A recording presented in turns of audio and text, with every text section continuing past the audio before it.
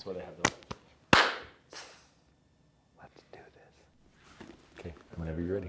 Oh, so that's it? Yeah, that's it. Now you start. Now you start whenever. What did I say? You're doing the intro. What week is it? Oh my Lord. Hey guys, we're here, week 3 of Core 52. My name is Matt, I'm the college pastor, and I'm here with Jason, the worship pastor. And we just want to go a little bit further in discussion about week 3 over the fall. Yeah, let's go for it. Fantastic, fantastic. Yeah, so we're in week 3. It's talking about the fall. Hope you're all kind of following along with us. If you haven't seen the other Core 52 videos that we have on our Instagram TV page, you should go back and check those out. If you're starting a week behind, or if this is your first week to start, go check out those other videos first.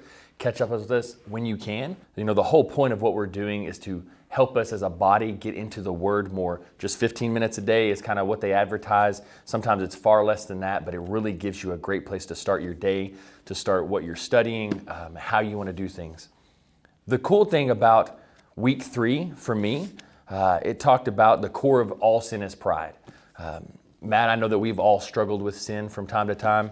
Let me phrase that, daily, every day, right? I was going to say, that's every day for me, so. Yes, and so one of the things that the author points out in his essay number 3 is that the core of all sin is pride. Like, can you give us your reflections on that?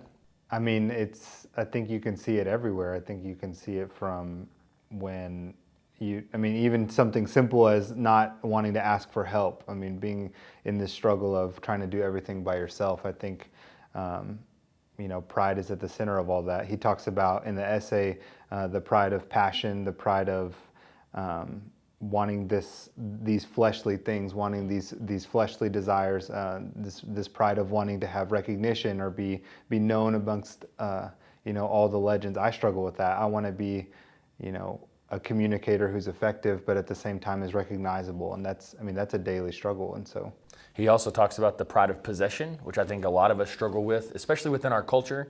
We have a drive to succeed, and a lot of times the way we calculate success is through our bank account.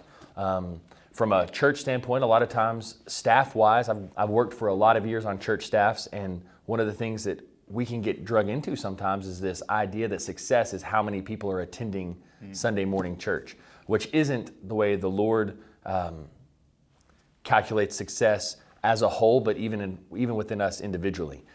The other pride that he talks about is a pride of position, how we can constantly be looking for that next place to move up to. Our title defines us sometimes, or our lack of title. Is that something that you've ever experienced, Matt, of like looking for a title or being upset if you got passed over for a title, anything like that? Well, there was a time in jobs previous where I was promoted over someone who was much older than me. And it was very hard for me to not let that overtake my being, my thought process, the way that I worked. I was a good worker, and I think that I really believe that's why I got my promotion. But I think that it would have been very easy for me to fall into this idea of just like, well, now I'm in this higher position than you. You were my boss before, and now you're not. So bend the knee and surrender all you have to my throne. Like, I think that temptation is there all the time.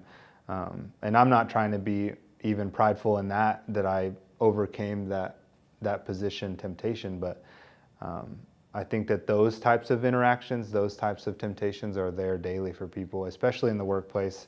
The corporate world that we live in and the capitalist world that we live in is one of, the one who makes it to the top first, survival of the fittest.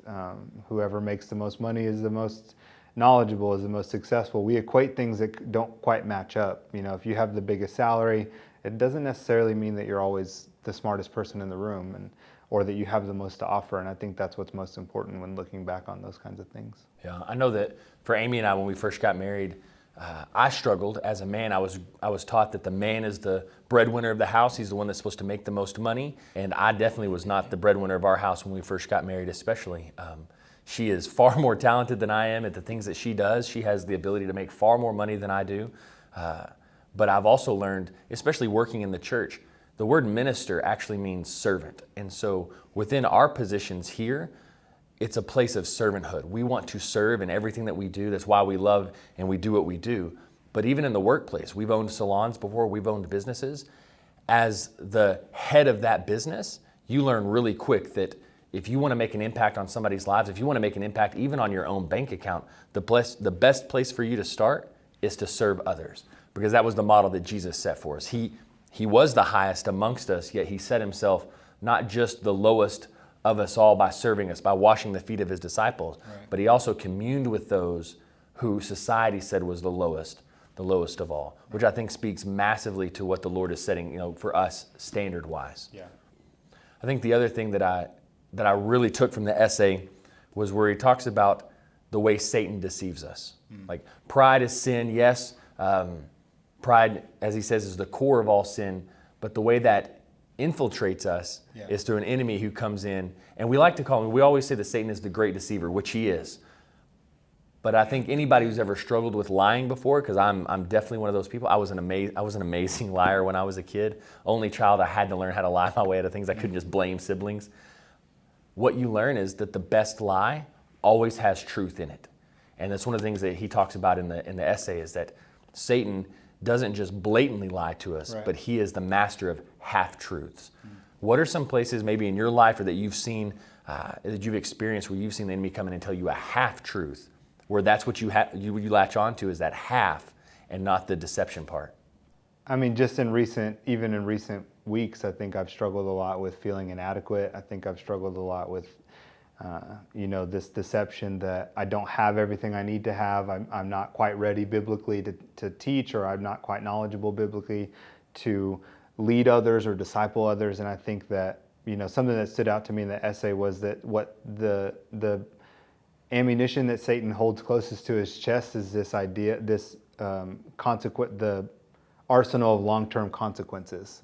And that really struck me and stuck with me for the rest of the reading that day, that a lot of times these half-truths that I stick into and that I believe, if I believe, well, I'm not worthy enough to teach, well, the long-term consequence of that is that somebody could not be reached for the gospel of Jesus, or somebody could not be reached for the kingdom. If I believe this half-truth that I'm not worthy enough to be my wife's husband, well, the long-term consequence is that there could be no furthering of our family, or there could be no more love in our house. And so it's just it's tough. I think, daily I struggle with inadequacy, and daily I struggle with this idea that I'm called to this ministry and I'm called to this position, and Satan comes in and every day just tries to deceive with this idea that well, yeah, you're here, but do you have it all? Yeah, for me, it's just a daily battle against inadequacy and against feeling like I don't have everything that I need to have. Yeah. One of the places I see this happen so much, I see it in my kids. We're born into sin, and I think our kids, they learn from us. Yes, they learn from culture 100%, but there is this thing within us all to be able to deceive others so that we don't get in trouble, right? That's my kid's whole motivation, is I'm going to lie about something so that I don't get in trouble. Yes, I cleaned my room, but did they do it correctly? No, I opened the closet and there it is. It's all just shoved. It's all just shoved in the closet, and we're really right back where we started. My kids are masters at this half-truth type of thing, and I find myself doing the same thing, believing the half-truth. There's this really cool story in the essay where he talks about a gentleman who looked at sin as though he told him, he was right, adultery, immorality, lying, all these things seem good and right in the moment. And there's this sense of fun, exhilaration within sin in that moment. But he said it's like a price tag. Once you flip it and you see what the cost was, and for this particular gentleman, he'd had multiple affairs over years, and he said it's like he flipped over the price tag, and one of them on the back said, your wife. The other one said your daughter. The other one said your career. And another one said his second wife. Yeah. If he were to be upfront with us and tell us everything we would lose before he deceived us, it'd be easy to just say, no, I don't want any of that. But he tells us the half-truth, and we latch into it. The other thing that I loved, and this is what really hit me, this was my favorite part of the essay, he talks about, at the end of one of the paragraphs, it says, talking about the discipline, as he puts it, that the Lord put on Adam and Eve, all the consequences, right? Mm-hmm. He says, though this may seem harsh, in reality, this is discipline more than punishment. And he goes on and says, the garden is not our goal, the heart of God is. Mm-hmm. It does us no good to live in the luxury of utopia if we are bereft or we are without character, relationships, and the connection to the Creator. It is God Himself, not His garden, that's our home. And I think a lot of us, especially in our society, look to live in this utopia. We want to make a certain amount of money. We want to live in a certain house. We want to drive a certain car, but we look for the fruits rather than the roots. Yeah. The root of it is we want to live in God's presence. We want to worship Him. We want to find community within Him. We want to do mission with Him. Right. And when we anchor ourselves into those places, everything else takes care of itself. So anyway, it was a great essay. I'm looking forward to next week. I'm having trouble not moving too far ahead. Don't move ahead. Because there's great stuff in all of them.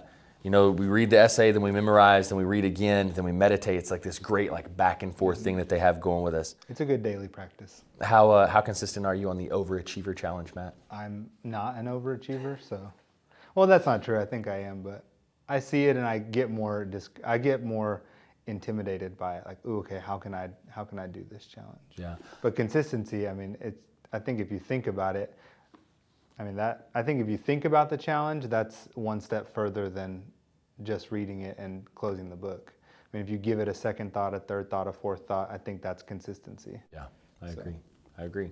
Well, great. We appreciate you joining us this week. We hope that you are sticking with the book. If you have any questions, you can leave a comment for us. You can message us here on Instagram or on Facebook. You can call the church. We have tons of different ways to communicate with us. We would love to interact with you and know how you're doing with the book, where the Lord's moving with it with you. Y'all be blessed and have a good day.